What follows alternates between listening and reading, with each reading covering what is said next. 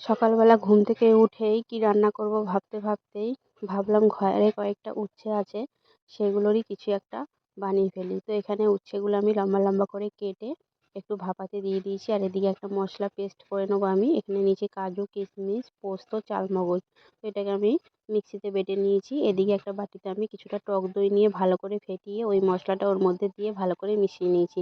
এবার এখানে আমি কিছু মশলা দিয়ে দেবো: গুঁড়ো লঙ্কা, হলুদ গুঁড়ো, জিরের গুঁড়ো আর ধনের গুঁড়ো। হলুদ আপনারা এটার মধ্যে নাও দিতে পারেন, আমি একটু দিলাম।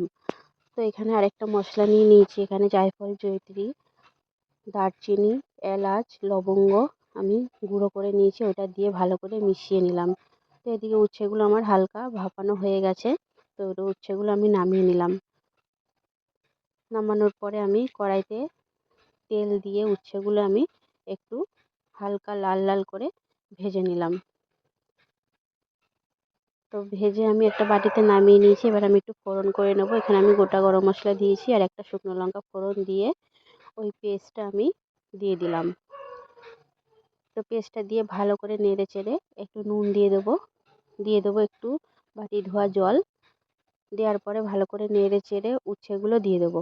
তো উচ্ছেগুলো দিয়েও একটু ভালো করে নেড়ে চেড়ে নেবো। তারপর এখানে আমি 1 চামচ গোলাপ জল আর 1 চামচ কেওড়া জল দিয়ে আর একটু বাটিতে আমি গরম জল করে আমুল দুধ মিশিয়ে নিয়েছিলাম, সেটাও দিয়ে ভালো করে নেড়ে চেড়ে কষানো হয়ে গেলে আমি জল দিয়ে দেবো। তো জলটা ফুটে আসলে 1 চামচ চিনি দিয়ে আমি এটা ভালো করে নেড়ে চেড়ে একটা পাত্রে নামিয়ে নেব। প্রথম পাতে আর গরম ভাতে যদি এই রেসিপিটা হয় তাহলে কিন্তু আর কিছুই লাগে না। ভালো লাগলে একটা লাইক আর সাবস্ক্রাইব করে যাবেন।